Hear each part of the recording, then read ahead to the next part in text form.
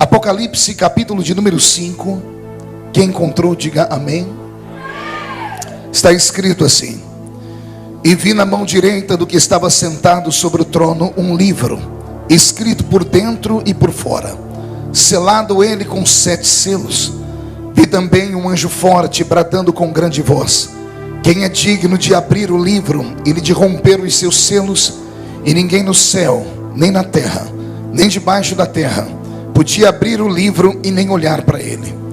E eu chorava muito, porque ninguém for achado digno de abrir o livro, nem de o ler, nem de olhar para ele. Todavia um dos anciãos me disse: não chores, eis aqui o leão da tribo de Judá, a raiz de Davi, que venceu para abrir o livro e desatar os seus 7 selos. Quem serve ao leão da tribo de Judá, dê um grito de glória. Coloque a Bíblia no banco, na cadeira, e pegue na mão da pessoa mais perfumada do seu lado. Ainda dá tempo. Isso, aperte a mão dele ou dela com carinho até eles falarem aleluia. Pentecostal que não faz barulho está com defeito de fabricação, não é? Vamos orar? Pai, nós te exaltamos uma vez mais. Louvamos ao Senhor pela vida do Valcir e da Dione, que vem encantando o coração da sua igreja há anos. E nesse 8º CD, Senhor, presentei uma igreja trazendo um profeta. E eu quero ser profeta nesta noite de verdade. Na medida, Senhor, em que eu estiver ministrando a sua palavra, o Senhor tem liberdade para curar, para batizar com o Espírito Santo e para salvar as almas que vieram a esta reunião. Senhor, antes que eu comece a ministrar a sua palavra, cerque esta igreja com a sua presença. E num raio de 5 quilômetros, onde houver um demônio alojado, eu dou a esses demônios segundos para sumirem de Criciúma, porque se não sumirem, serão queimados pelo poder da sua glória que aqui será derramada. Rasgue o céu sobre nós esta noite. Manda anjos de fogo descerem aqui. Que estes anjos desçam trazendo brasas de fogo nas mãos. Comecem a esparramar estas brasas entre nós. E onde houver um crente cheio do Espírito Santo, pega ele nesta noite, Jesus, e mostra o caminho da verdadeira e poderosa adoração. Fala conosco, fica conosco, em nome de Jesus. E toda a igreja diz: os que podem, tomem o seu assento, dando a Jesus uma linda salva de palmas, porque Ele é tremendo.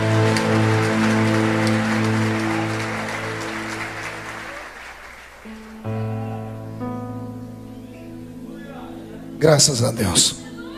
Querida igreja, noiva do Cordeiro, simpatizantes da nossa fé, amigos que vieram de perto, de longe, os que estão aqui na nave da igreja confortavelmente sentados, os que estão nos outros departamentos, parece que existem outros lugares da igreja onde os irmãos estão assistindo pelo telão, até lá fora uma multidão.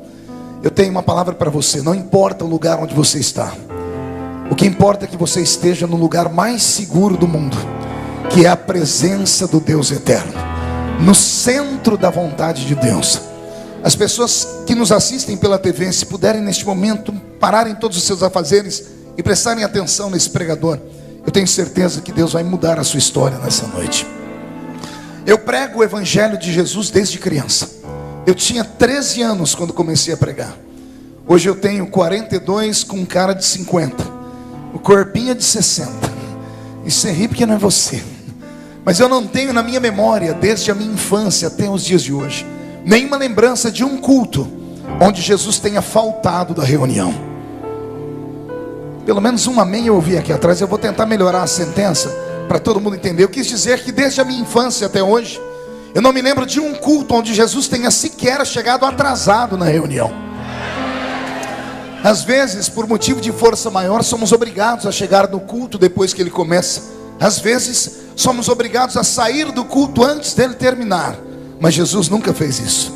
Ele sempre chega quando o primeiro crente chega. Ele só vai embora quando o último crente vai embora. Isso quando ele não encontra meia dúzia desses crentes maluquinhos que amam fazer hora extra na igreja, que emendam um culto numa vigília, porque se ele encontrar esses, ele permanece com eles no culto. Ele deixou na sua palavra uma promessa. Ele disse: esta é a minha igreja, e as portas do inferno não podem prevalecer contra ela. Quem pertence a esta linda igreja e pode dar um grito de glória a Jesus? O livro que o Senhor me deu nesta noite para a nossa meditação é o livro do Apocalipse. Falar sobre o Apocalipse tornou-se joia rara. Quase nenhum pregador do nosso tempo moderno parece ter aptidão, habilidade ou até coragem para falar sobre o livro das revelações. Talvez por falta de informação. Alguns pensam que o livro do Apocalipse fala apenas do futuro, quando na verdade não é nada disso.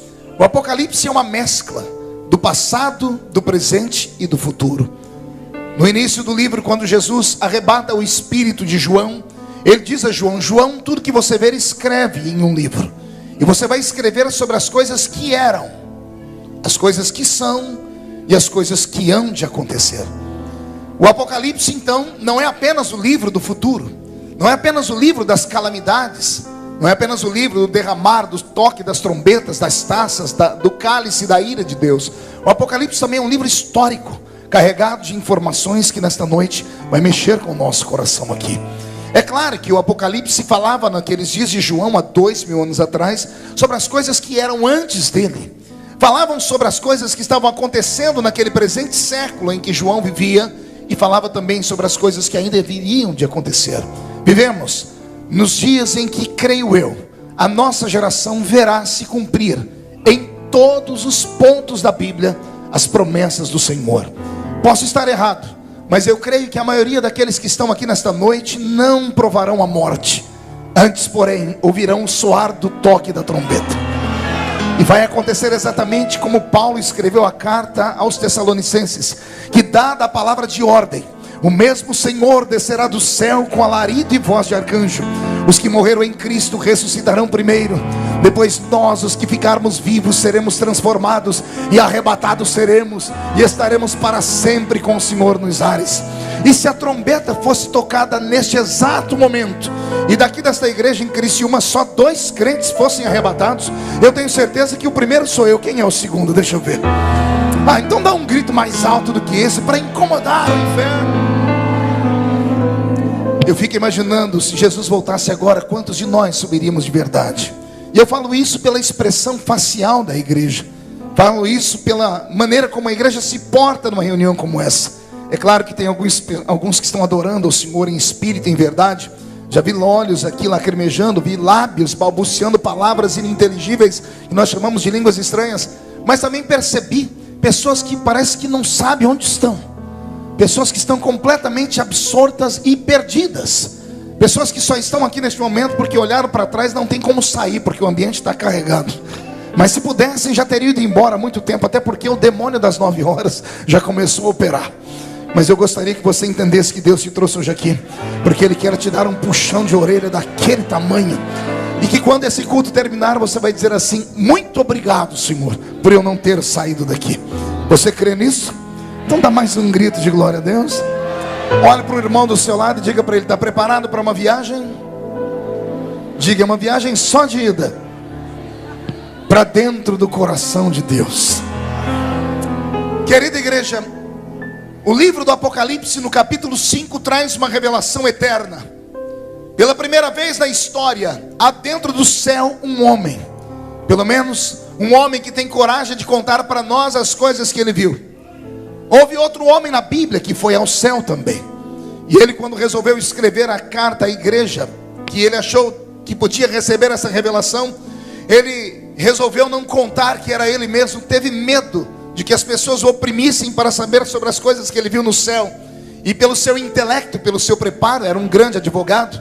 Seu nome era Saul de Tarshite. Já ouviu falar dele? Saulo de Tarso. Saulo de Tarso foi até o céu, e ele contou para a igreja de Corinto que, chegando lá, não colocou ele como sendo homem. Ele disse: eu conheço um homem que, se no corpo não sei, fora do corpo também não sei, foi até o 3º céu e ouviu coisas inefáveis que não é lícito aos homens contar. Como o Senhor levou esse não teve coragem de contar o que viu, Jesus resolveu levar um outro. E quando esse outro colocou os pés na entrada do céu, Jesus já deu a ele uma ordem: tudo que você ver, escreve em um livro. E eu não queria estar na pele de João. Quer perguntar por quê? Pergunte por quê. Só falo se todo mundo perguntar. Imagine você, um ser humano nascido nesse planeta limitado, ser arrebatado e colocado numa dimensão, num ambiente completamente diferente, num ambiente tomado por uma outra matéria que não pode ser nem calculada pela nossa mente. Imagine você chegar em um ambiente onde tudo é feito exatamente daquilo que você nunca viu, e você ter que escrever em um livro as coisas que você enxergou ali. Por causa das visões de João, algumas pessoas não creem no Apocalipse, porque ele disse que no céu tem ruas de ouro. E eu não posso crer que no céu tenha ruas de ouro. E já explico por quê. Porque ouro é um produto da terra. O ouro pode ser queimado, derretido, transformado e até destruído. E o céu onde o meu Deus está, nada do que lá existe pode ser destruído. O meu Deus criou o céu de uma outra matéria. João viu alguma coisa lá parecido com o ouro, mas com certeza é muito melhor do que o ouro.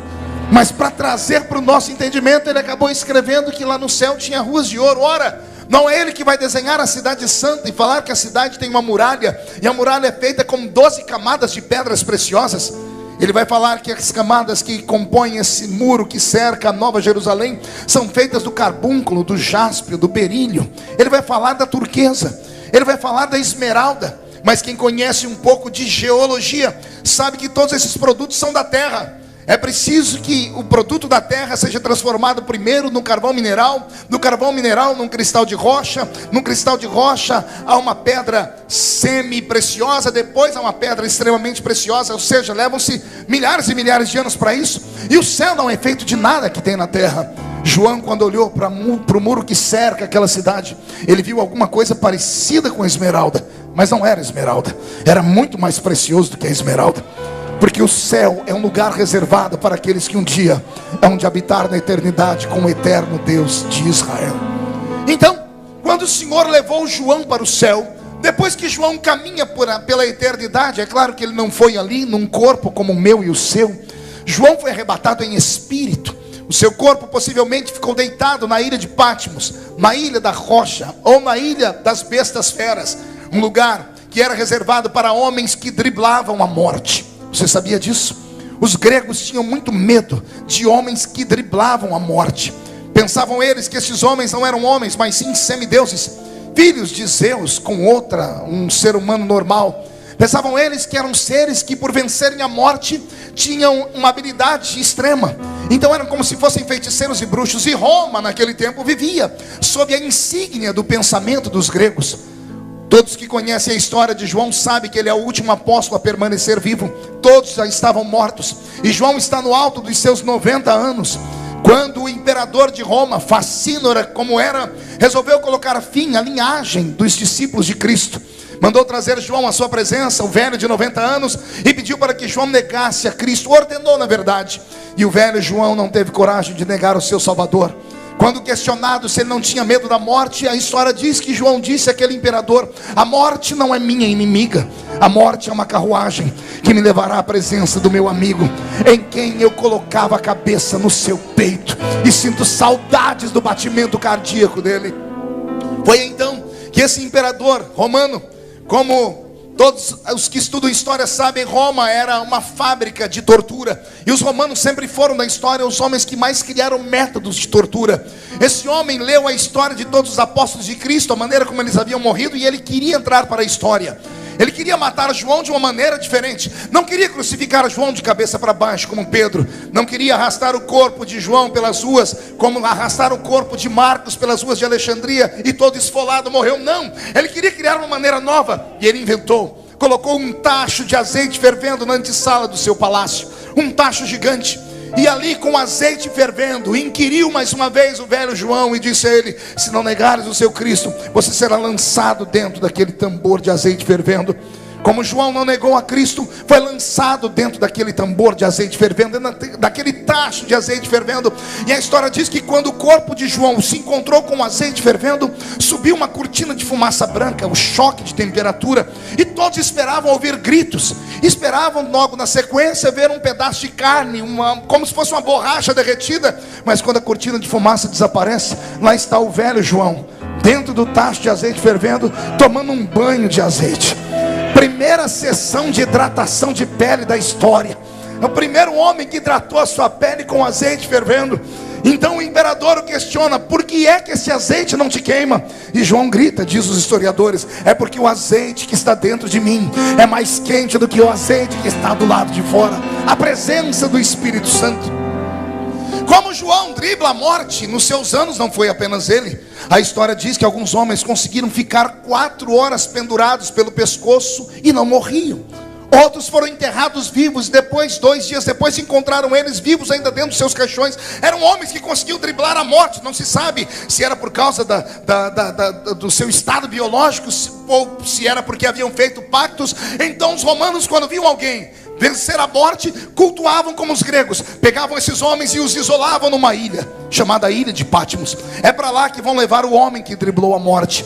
Quando jogam João na beira da praia, os homens não têm coragem de descer na praia. Os homens que levam João, os soldados, sabendo que aquela ilha era uma ilha maldita, deixam João na beira da praia e voltam. O velho eremita João, quando olha para frente, sabe que vai enfrentar bestas feras e bandidos. Olha para a esquerda e para a direita, vê que a ilha se fecha em um anel e não sabe para onde vai dar. Olha para trás e atrás dele só tem um mar extremamente fechado. E o velho João, mesmo estando em tortura, nos dá um ensinamento muito lindo. Quando as portas se fecham para frente, quando as portas se fecham para trás, quando as portas se fecham à esquerda e à direita, o crente pode encontrar uma outra porta, não na terra, no céu. Só que a porta do céu não se abre batendo a mão, se abre batendo o joelho no chão. João caiu de joelhos no chão, e é ele que diz: caí de joelhos e ouvi uma voz por detrás de mim. E quando ele olha para trás, ele vê o amigo dele. Só que o amigo dele está diferente. Alguma vez você se perguntou por que João resolveu desenhar Jesus para nós em Apocalipse? Ora, por que é que João resolveu falar da cor do cabelo dele, dos pés e da roupa? João estava mandando uma mensagem para mim e para você. Ele estava dizendo assim: a última vez que eu vi Jesus faziam 60 anos. 60 anos antes desse episódio, João tinha 30 anos ou quase 30 anos. E ele viu Jesus Cristo ressuscitar. Ele encontrou Jesus no solapé daquela montanha, no dia em que Jesus foi assunto ao céu. E ele viu que Jesus ainda tinha cabelos castanhos, olhos castanhos, um corpo de carne e osso que ainda tinha ferida nas mãos e nos pés. Um linho que ele vestia era feito na terra. Foi a última vez que João viu Jesus. 60 anos depois, João está de joelho na beira da praia, e ele ouve uma voz por detrás dele. E quando ele olha para o homem que tem aquela voz linda, ele resolve desenhar para nós. Ele diz: ele não era mais o mesmo. Não era mais o mesmo de cabelos castanhos, de olhos castanhos. Não, ele estava com seus cabelos brancos como a neve. Os seus olhos não eram castanhos, os seus olhos eram como 2 brasas de fogo. Os seus pés reluziam como o ferro que saiu da fornalha em brasas. O seu corpo não tinha mais um linho fino da terra, era um linho fino fabricado pelos anjos do céu. E um cinturão de ouro traçava o seu peito, e da sua boca uma espada aguda de 2 fios saiu e gritou: João, sobe para cá, João. O velho João está mandando um recado para mim e para você, dizendo: quando tudo se fechar na terra, uma porta no céu vai se abrir. E eu queria que você pegasse essa palavra como uma profecia e colocasse dentro do coração, e entendesse que por pior que seja a sua luta, antes desse ano terminar, o Senhor vai te dar um grande livramento e um grande milagre. Agora que João ouviu a voz, ele ouviu o recado também. O recado é um convite: João, sobe para cá. O corpo do velho eremita fica naquela ilha, e o seu espírito é arrancado do seu corpo. Esse espírito tirado de dentro do corpo de João faz uma viagem, atravessa os céus que nós conhecemos, atravessa o primeiro céu, que é o céu cósmico, ou melhor, que é o céu atmosférico, onde as nuvens e os pássaros perambulam. Atravessa o céu cósmico, onde estão as estrelas, as nebulosas, as galáxias, e chega no terceiro céu, um céu imarcessível de glória eterna. Ao entrar dentro deste céu, João percebe a grande cidade que existe ali. Mas ele não vai para visitar a cidade, embora ele passe por meio dela, porque há um portão para se entrar, e ele caminha por esse portão, e ele contempla os edifícios que ali estão, e ele contempla a praça que há no centro da cidade. Ele desenha ela para nós, talvez no meio da mensagem eu fale sobre ela. Ele procura o tabernáculo celeste. Eu disse que ele procura o quê? Essa palavra é bonita, eu quero que você memorize. 1, 2, 3, ele procura o quê? Acotovele seu irmão, diga: sabia disso? Sabia que o céu onde Deus está é um tabernáculo? O escritor aos Hebreus, no capítulo 9, disse: assim como há um tabernáculo terrestre, que é apenas uma tipologia do tabernáculo celeste.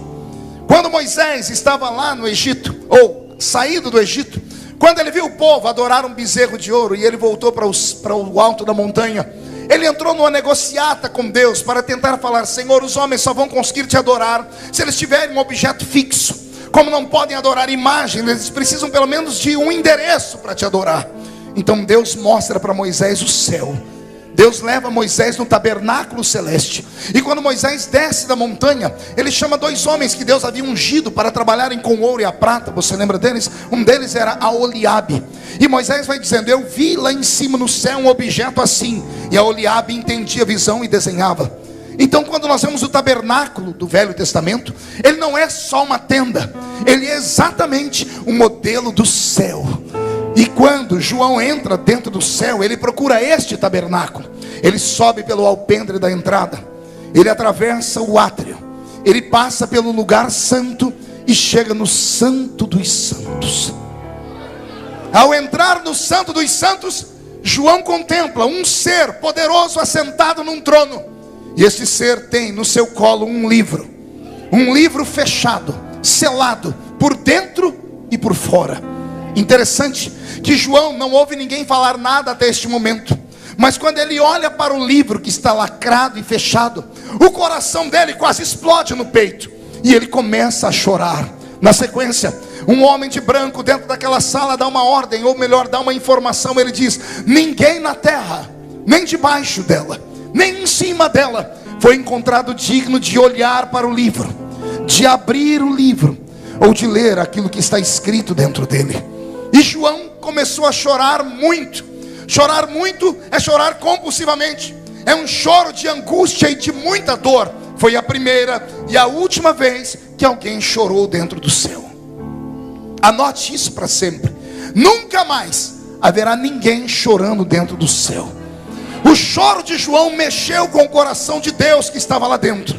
E Deus naquele dia em diante determinou uma ordem, dizendo que qualquer um que chegar no céu, antes de entrar ali, passará por um tratamento. Alguém virá ao seu encontro e colocará nos seus olhos um lenço, e ele enxugará dos seus olhos todas as suas lágrimas. Lá dentro não se chora mais, no céu ninguém mais chora. Foi a primeira e última vez que alguém chorou ali dentro. E quando João está chorando, parece que o choro dele move o coração de Deus. E quando ele está chorando muito, entra um outro homem de branco dentro daquela sala, vai até João e diz: João, não chores.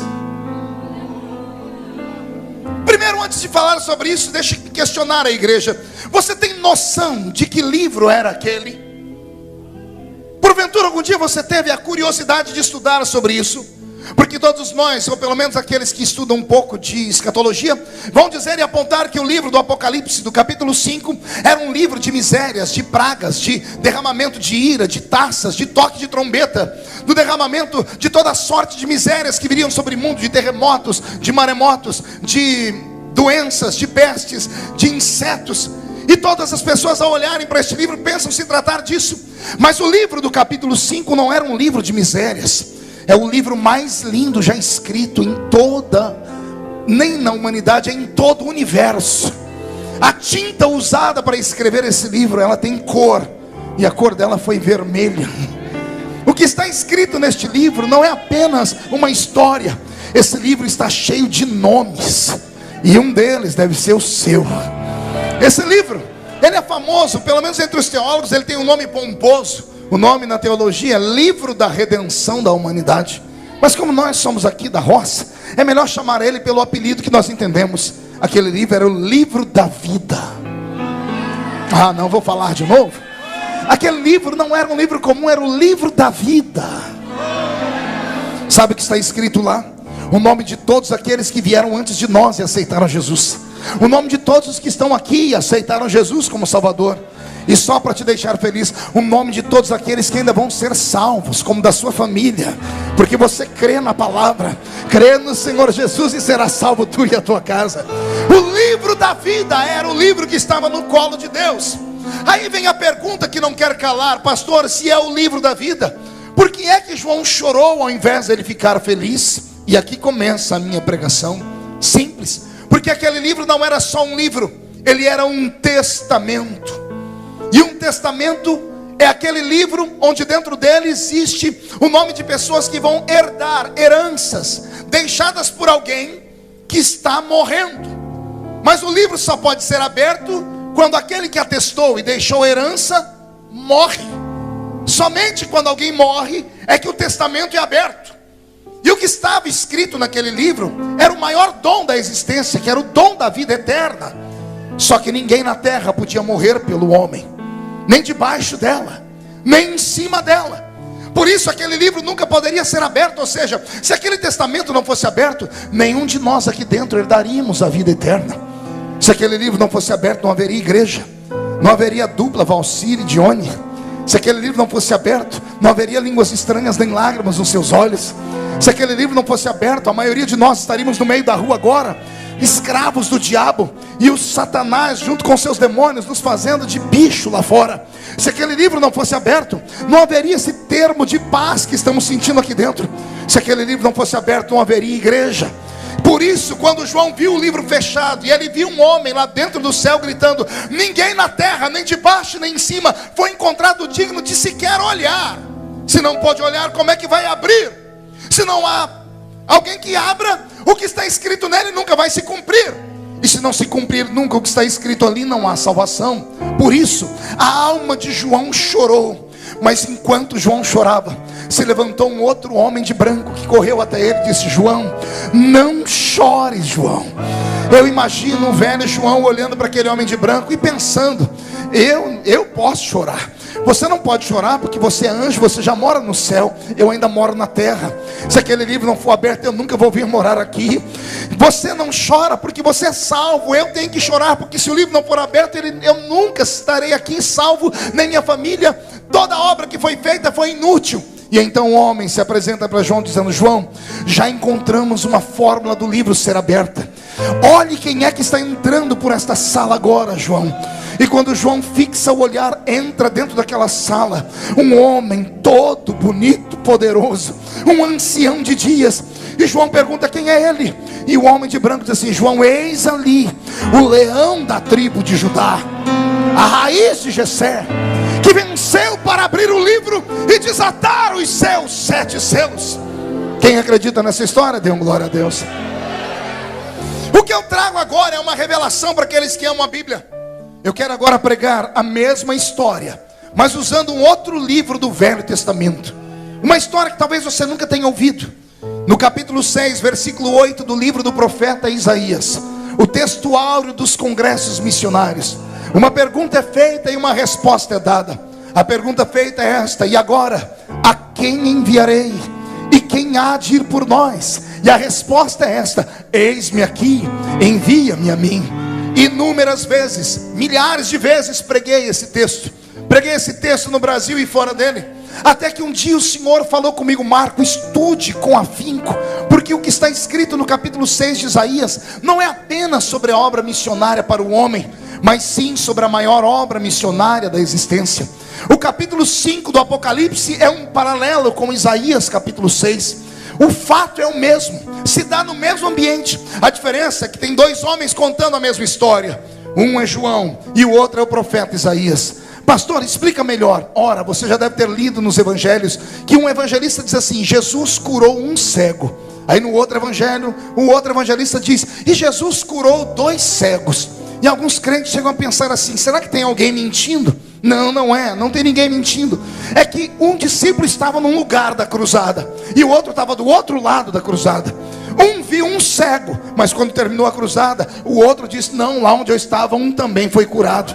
Por isso existe a história. Cada um desenha Jesus da maneira que enxerga. Ora, Isaías contemplou o Apocalipse capítulo 5, mas de outra forma.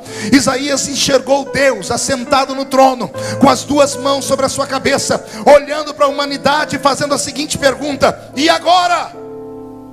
A quem enviarei? E quem há de ir por nós? Pergunte a mim: por que isso, pastor? Só falo se todo mundo perguntar. Quem conhece a Bíblia Sagrada sabe que o Velho Testamento inteiro é regido pela figura de Deus Pai. De Gênesis a Malaquias nós temos um período chamado de dispensações, que são divididas em 5 classes. A dispensação da inocência, consciência, governo humano, era patriarcal e lei. Em cada uma dessas dispensações, a própria figura do grande Jeová desceu à terra. Desceu à terra para tentar convencer o homem de que ele era Deus. Deus desceu a este mundo e queria que o homem tivesse temor a ele. O homem não teve temor a Deus, o homem teve medo de Deus. Anote essas 2 palavras porque elas são parecidas, mas completamente diferentes: temor e medo. Às vezes confundimos essas 2 palavras, mas em essência são completamente diferentes. O Deus do Velho Testamento queria que o homem tivesse temor a ele, mas o homem do Velho Testamento não teve temor, ele teve medo. Qual a diferença, pastor, do temor e do medo? Um filho de 45 anos de idade, que malha bastante em uma academia, que tem os seus bíceps avantajados, chega diante do seu velho pai de quase 80 anos, e numa discussão, o velho pai de 80 anos dá um tapa no rosto do filho.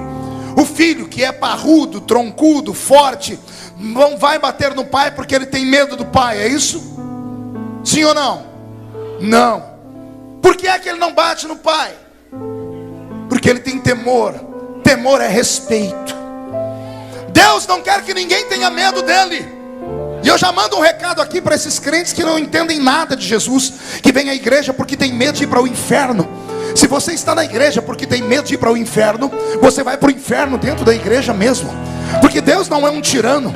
Deus não quer que você entre aqui e fique como se estivesse acorrentado. Deus não quer que você passe o culto inteiro com essa cara feia, parecendo que foi batizado num pote de vinagre. Deus não quer que você fique aqui o culto inteiro. Ah, mas se eu sair a maldição me pega. Aí passa o culto inteiro com esse olho seco, parecendo olho de sapo que morreu no dia de enchente. Não, Deus quer que ao entrar aqui dentro, você preste atenção na presença dele, e você possa adorá-lo na beleza da sua santidade. O homem do Velho Testamento teve medo de Deus, não teve respeito. Então Deus tentou, desde Gênesis até Malaquias, todos os homens que Deus levantou, o diabo puxou o tapete deles. Você se lembra da história? Não foi isso que aconteceu? Ora, Deus levanta Adão, vem o diabo e passa uma rasteira em Adão. O primeiro homem toma nesse mundo, e os descendentes deles são todos fracassados. Deus levantou homens especiais, deu a eles dons especiais, e os homens especiais com seus dons especiais fracassaram.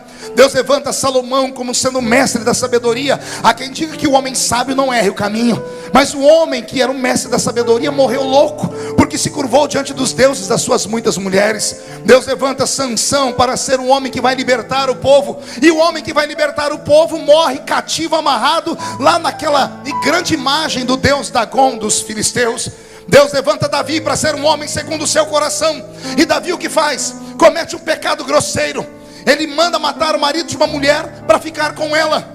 Todos os homens que Deus levantou, o diabo puxou o tapete deles e os fez bater com a boca no chão, ao ponto de chegarmos no livro de Malaquias, o último livro do Velho Testamento, e Deus desaparecer da história. Você sabia que a diferença entre o Velho Testamento e o Novo Testamento é exatamente porque é um período de 400 anos que Deus ficou sem falar com o homem? Deus ficou sem falar com o homem por um motivo. Pergunte qual? Deus desistiu da humanidade. Deus olhou para a terra e disse: o homem não merece a minha presença. O homem é um ser truculento por natureza. Quando Deus viu a terra inteira perdida, esse mesmo Deus faz uma viagem de volta ao céu, lembrando das profecias bíblicas. Você se lembra de Gênesis capítulo 8, quando Noé abre a portinha da janela e solta uma pombinha por 3 vezes? Ele não soltou 3 pombinhas, ele soltou a mesma pombinha por 3 vezes. Na primeira vez a pombinha saiu, não encontrou lugar para pousar e voltou para a arca. Na segunda vez ele solta a pombinha, ela vai, passa uma temporada na terra e volta para a arca trazendo no bico um raminho de oliveira. Na terceira vez a pombinha vai e não volta mais. Você acha que essa história está na Bíblia à toa? Não, isso aqui é luz da profecia. Era Deus falando como é que ele conquistaria o homem. Ele teria que fazer 3 viagens à terra. Na primeira vez veio a figura de Deus Pai. A pombinha saiu da arca, tentou pousar, mas o mundo era podre demais, não encontrou lugar para pousar e voltou para a arca. O meu Deus tentou de Gênesis a Malaquias e não conseguiu o coração da raça humana. Deus entra dentro do céu, senta no trono, olha para a terra e grita: e agora? quem enviarei? Porque eles não aceitaram a mim, que sou Deus. Se rejeitaram a mim, a quem eles vão aceitar? Quando Deus dizia, agora quem enviarei? João escutou lá no Apocalipse alguém dizendo assim: ninguém na terra, nem debaixo, nem em cima dela. Não havia ninguém para fazer parte da salvação da raça humana. Ninguém poderia abrir aquele testamento. E é aí que acontece um milagre na eternidade. Respire fundo, porque é emocionante. Quando Deus dizia, agora quem enviarei? E alguém grita lá dentro, ninguém, porque não há ninguém na terra, nem debaixo, nem em cima dela. Uma voz muito suave vem da direita de Deus. E a voz suave diz assim no ouvido do Pai: eis-me aqui.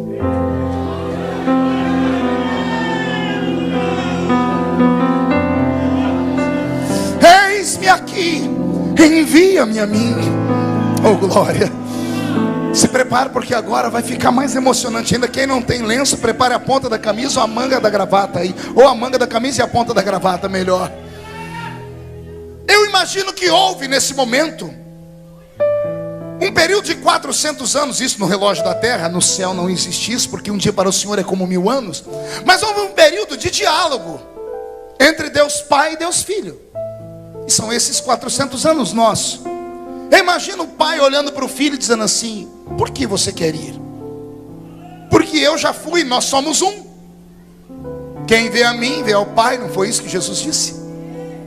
Se o Senhor foi e eles não te aceitaram, eles podem aceitar a mim. E eu imagino o pai falando assim: mas por que eles aceitariam você e não aceitariam a mim, se nós somos um? E eu imagino o filho com o seu amor pela humanidade já dizendo assim: pai, nós criamos uma raça diferente. Como assim, meu filho? Nós criamos 3 raças de vida no universo. A primeira raça de vida que nós criamos foram os anjos. Depois nós criamos os animais irracionais. E aí quando o Senhor olhou para a eternidade dos anjos e a vida pobre dos animais irracionais, mas o Senhor viu que os animais irracionais tinham algo que os anjos não tinham. Animais irracionais têm alma, e a alma é o palco das emoções. Os anjos não têm alma, só têm espírito. Os anjos não podem morrer nunca, os animais podem morrer. Os animais não têm espírito, mas os anjos também não têm alma. Os animais têm terra, os anjos são eternos. Quando o Senhor viu essas 2 raças, o Senhor resolveu criar uma terceira. E essa terceira, o Senhor gastou nela o que o Senhor nunca fez com ninguém. O Senhor pegou a essência dos anjos e pegou a essência dos animais irracionais. E o Senhor pegou terra e alma e espírito, porque anjo é espírito, animal irracional é alma e terra. E o Senhor resolveu juntar tudo num corpo só. Resultado: você.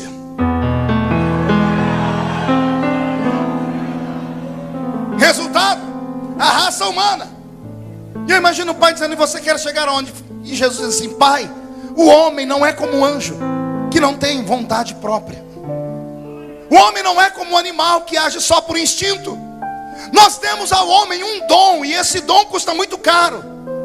O homem, com todo respeito, eu espero que aqui ninguém leve por outro lado e ninguém ache que eu estou pregando heresia, porque eu já vou pregar, já vou provar biblicamente. O homem é imagem e semelhança de quem? Não ouvi direito, eu quero ouvir de novo. O homem é imagem e semelhança de quem? Portanto, o homem é como se fosse um deusinho com D minúsculo. É um ser extremamente capaz. O homem é capaz de criar um aparelho como esse. Olha o tamanho da porcaria. Serve como telefone, como rádio, como editor de texto, como computador. Serve como câmera fotográfica, serve como câmera de filmagem. Serve para 1 milhão de coisas e ainda serve como telefone de vez em quando. Como é que a voz de alguém vem parar aqui dentro? Alguém pode me explicar?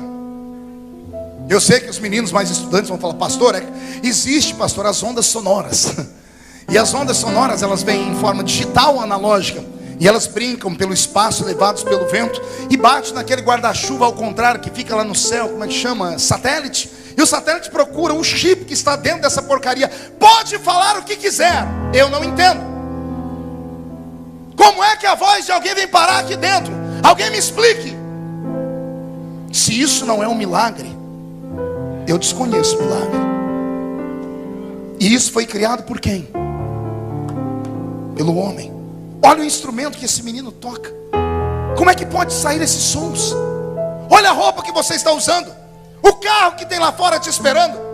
O que falar dos aviões que pesam 300 toneladas e flutuam no céu? Como é que a imagem de alguém pode sair daquele telão? Eu estou aqui, olha lá onde eu estou dentro da televisão também. O homem é um ser poderoso demais. Quando a Bíblia diz que Deus é Deus dos deuses, aleluia. O que é que você acha que a Bíblia está falando? Oh, você nunca ouviu isso? Escute aqui. Baal é Deus? Perguntei, teve gente que ficou em dúvida. Eu vou perguntar de novo. Baal é Deus? Astarote é Deus? Azera? Marduk? Os deuses da Mesopotâmia antiga são deuses? Esses santos que tem no Brasil são deuses? Não. E por que a Bíblia diz que Deus é Deus dos deuses? Esses deuses somos nós. Deus é Deus dos deuses que Ele criou. Deus é Deus desses deuses pequenininhos que são capazes de criar remédio que pode anestesiar o corpo e ninguém sentir dor, que dá ao homem o poder de arrancar o coração do peito de um, tirar e colocar o outro. Deus criou uma raça poderosa demais, e essa raça é incontrolável. Deus controla os anjos, Deus controla os animais, mas Ele não conseguiu controlar o homem. Por não controlar o homem, Ele perdendo o controle, Ele abandonou o homem. Até que Jesus veio à direita do Pai e disse: Pai, não abandone o homem. Por que, meu filho? O homem só faz mal para mim, o homem me troca, o homem me trai. E Jesus disse: Papai, deixa-me interceder por eles. O que é que você quer me dizer? Eu imagino o planeta Terra subindo diante de Deus, diante de Jesus, numa visão holográfica. O planeta Terra girando, e Jesus apontando num continente da Terra e trazendo a imagem para frente, dizendo: Papai, por que é que aquela criança chora? Pele, osso e barriga. Por que é que aquela criança chora, meu pai? E o pai dizendo: ela chora de fome, meu filho. E o filho dizendo ao pai: Pai, que dor é essa que nós criamos, mas nunca sentimos? O que é a fome? Nós nunca precisamos comer. Aquele povo te amaldiçoou porque não tem comida. Rejeitaram o Senhor porque não tem comida. Nós nunca vamos entender eles, porque nós nunca passamos fome. Gira o planeta. Por que aquela menina chora, pai? Porque ela tem sede. E o que é a sede? Que dor é essa que faz uma pessoa se desesperar? Papai, nós criamos a sede, mas nunca sentimos sede. O planeta gira. Pai, porque aquele homem chora? Ele chora porque foi traído pela esposa. Pai, que dor é essa que nós criamos e nunca sentimos? Porque aquela mulher chora porque ela tem um câncer e não tem cura. Pai, o que é um câncer? É uma doença, filho. E o que é uma doença? Nós nunca sentimos. Nós criamos, mas nunca sentimos. O que é que você quer dizer com isso tudo, filho? Pai, nós só vamos entender o homem o dia que nós formos como ele. O que é que você está dizendo, Jesus? Eu imagino Jesus dizendo: Papai, não tem jeito de conquistar o homem assim. Quando o Senhor vai em cima da nuvem, o homem tem medo de ti. O Senhor abre a boca e o monte treme. O Senhor manda fogo do céu e abre um buraco na terra e destrói a terra. O homem tem medo porque ele não te conhece em amor. Permita-me descer lá. Mas meu filho, eu já fui lá. Não, pai, eu não quero descer como o Senhor desceu. Eu não quero descer em glória. Não quero descer nas asas de um querubim. Você quer descer como, meu filho? Eu quero ser um deles. Mesmo sendo Deus, não teve por usurpação ser igual a Deus. Antes aniquilou a sua forma humana, a sua forma divina, e desceu entre nós e adquiriu forma humana, e se tornou um como nós somos. O milagre da encarnação é o maior milagre da eternidade. Ele mesmo sendo Deus deixou o céu de lado. Ele desceu a esta terra, entrou dentro do ventre de Maria. O dia tremendo. Tem uma senhorinha que está arrumando a roupa dela, uma trouxinha de roupa, uma menina entre 13 e 14 anos. Na sala está o homem velhão que vai desposá-la. Enquanto ela está arrumando a trouxinha de roupa dela, ela sente um calor e uma luz que entra no quarto dela. A silhueta da sua sombra bate sobre a parede. Ela se assusta. Quando ela olha para trás, está aquele homem de branco. Ela tenta se esconder e o homem de branco diz: não temas. Bendita seja tu entre as mulheres. Ela diz: tu não és judeu. Judeu não diz assim. Judeu diz Shalom Adonai. Ele diz: não sou judeu, também não sou da terra, eu sou do céu. Meu nome é Gabriel. Eu assisto diante do trono de Deus. E tu foste escolhida para dar a luz ao Filho de Deus na terra. E como pode acontecer isso? Você vai ficar grávida. Mas como? Eu nunca conheci homem. Ele diz: Deus já resolveu esse problema. Hoje à noite você ficará cheia do Espírito Santo. E o ente querido que vai nascer de dentro de você, ele vai salvar a humanidade inteira dos seus pecados. Aleluia. Naquele dia Maria ficou cheia do Espírito Santo. E 9 meses depois, em uma estrebaria, quando a terra inteira desconhecia o nascimento dele, com exceção de uns certos magos que corriam atrás da estrela do Oriente, o Pai eterno no céu olhou para o filho que vai nascer na terra e disse: meu filho não pode nascer assim. Já está nascendo em uma estrebaria. Ele é filho do rei dos reis. Todos os reis, quando nascem os seus filhos, fazem festa. Então eu também farei festa. Deus dá um grito na eternidade e chama o seu coral particular. E o coral vem: o que é que o senhor quer, Senhor? Uma cantata. O Senhor diz: sim, mas não aqui no céu. Eu quero que vocês vão cantar na terra. Por que cantar na terra? Nós nunca cantamos lá. Hoje vocês vão cantar, porque está nascendo na cidade de Davi o meu filho. Jesus está nascendo. Os anjos rasgam o céu e entram na terra dizendo: paz aos homens de boa vontade, hosana nas alturas. Eis que na cidade de Davi está nascendo o Salvador da humanidade. Ele desce à terra. O leão da tribo de Judá, antes de virar leão, se transformou em cordeiro. Caminhou entre nós, viveu nossa vida, sentiu nossas necessidades, sentiu a dor do trabalho, o calor do sol, a fome, a sede, a traição dos amigos. Sentiu dores, sentiu apedrejamento, percebeu que os homens eram ingratos, e mesmo assim ele não negou a sua cruz. Na noite em que ele foi preso, foi levado à presença de 3 homens para julgá-lo. 2 deles não deram conta. O terceiro não encontrou pecado nele e arrumou a maneira de dar um flagelo nele, bater no seu corpo com uma chibata. Ele apanha a noite toda.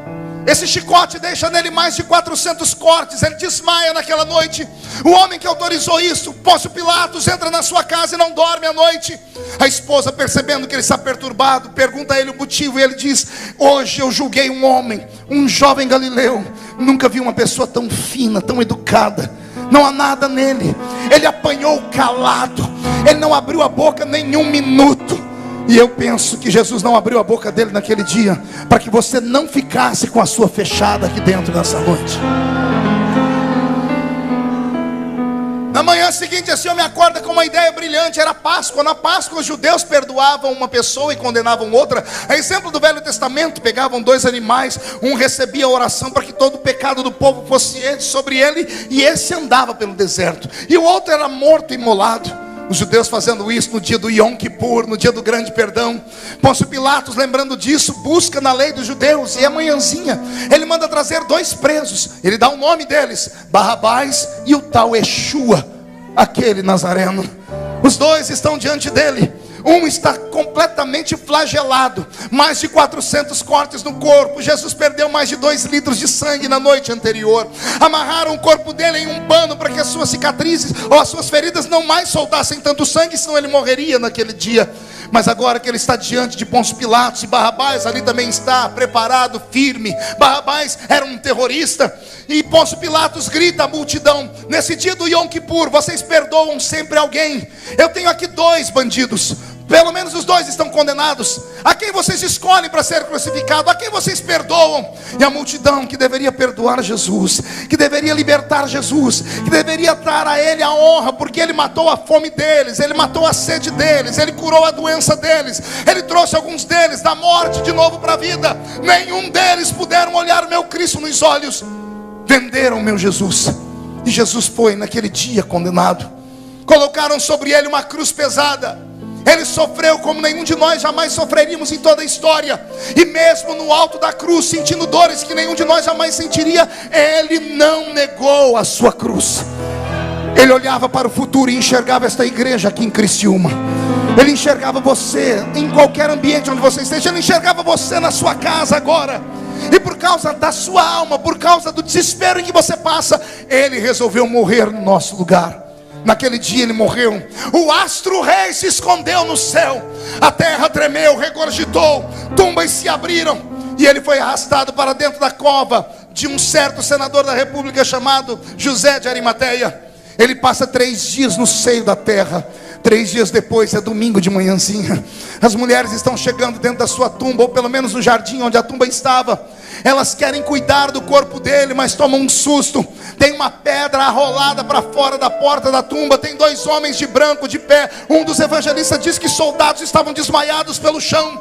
Os homens de branco gritam para elas: porque procurais entre os mortos aquele que vive?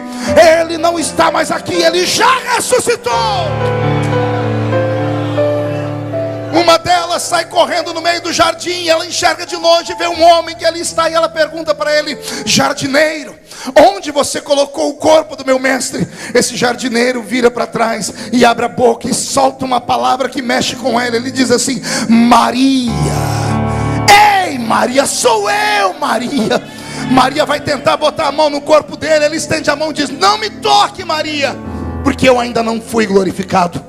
Num período de 40 dias ele aparece a mais de 500 pessoas. Ele marca um ponto de encontro com essas pessoas. Estamos em Atos capítulo 1. Eles estão no solapé de uma montanha. Os 500 a quem ele apareceu estão ali. Jesus aparece entre eles, se encosta na montanha, dá as últimas palavras, deixa eles fazerem perguntas. Eles não perguntam nada com nada. Então ele diz para eles: fiquem aqui, e logo que eu desaparecer, subam para Jerusalém. Esperem até que do alto vocês sejam revestidos de poder. Os 2 anjos que estavam na tumba vêm escoltar ele para o céu. Na medida em que ele começou a flutuar e a subir, os anjos vão subindo com ele e resolvem olhar por cima do ombro. Os anjos olham para baixo. Os homens que estavam ali estão assim, perplexos. Os anjos entendem que se eles não voltarem ali para tirar eles daquele transe, aqueles homens vão morrer daquele jeito. Os anjos descem naqueles homens e tocam no ombro deles e dizem assim: varões galileus, por que estáis olhando para cima? Esse mesmo Jesus que foi um dia, do mesmo jeito que ele foi, ele vai voltar.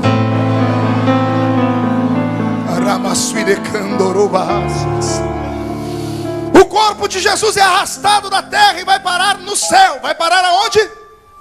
Não ouvi aonde? Acotovela o sermão, diga: mas não é dentro do céu. O corpo de Jesus vem parar na entrada do céu. Era um corpo de carne e osso, que tinha cicatriz, que Tomé botou o dedo ali. O corpo dele ainda não é glorificado. Por isso que ele disse para Maria: não me toque, porque eu ainda não fui glorificado. Ele precisa cumprir uma lei. Ele arrasta um corpo de carne e osso para o céu. O céu está fechado para o homem. No Gênesis, Deus disse: o meu espírito não estará mais com o homem. Quando o corpo de Jesus aparece na entrada do céu, escoltado pelos anjos, os anjos que guardam o céu vêm voando, vêm correndo com a espada na mão, pensando se tratar de um espírito estranho. Mas quando olham nas mãos dele furadas, a história eles conheciam. Esses anjos se curvam e começam a cantar um salmo que nós temos na nossa Bíblia, o salmo de número 24. Esses anjos começam a cantar assim: levantai, ó portas, as vossas cabeças, levantai, ó portais eternos, para que entre o Rei da Glória. Os anjos que estão dentro do céu vêm voando, vêm correndo, perguntando: mas quem é este Rei da Glória? Os anjos que viram as mãos furadas dele gritam: o Senhor dos exércitos, poderoso na batalha, ele é o Rei da Glória. Respire fundo. Quem ama a revelação bíblica? Então diga para o seu irmão: ouça a revelação. Quando o portão do céu se abre, pastor João Seno, e o corpo de carne e osso, arrastado da terra, coloca os pés naquilo que no futuro será ruas, que João vai chamar de ouro. No futuro, pergunte por quê. Não havia nada construído no céu, a não ser o tabernáculo. Não havia nada construído nele, apenas o tabernáculo. Com base no que o Senhor diz isso? João 14, Jesus disse: eu vou para o Pai. e vou preparar um lugar. Alguém entendeu? Vou falar de novo. Eu vou para o Pai e vou fazer o quê? Então o lugar não estava preparado ainda. Sim ou não?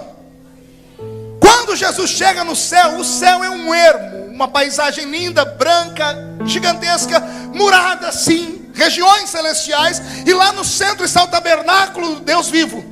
Agora que Jesus entra dentro do céu com um corpo de carne e osso, ele cumpre uma lei. Aleluia. Era a maneira dele dizer: é possível nascer na terra de carne e osso e vir morar no céu. Ah, ninguém entendeu, vou falar de novo. É possível nascer nessa terra desgraçada, pecadora, miserável, morrer e um dia ir morar no céu. Ele é a primícia de tudo isso. Agora que o corpo dele ressuscitado cumpre a lei, ele prova que o homem pode morar no céu. Agora que ele está dentro do céu, aí acontece o milagre. Pergunte qual? O corpo ressuscitado é glorificado. O cabelo dele começa a mudar de cor, da raiz para trás. O corpo dele se agiganta, porque ele não é homem, ele é Deus.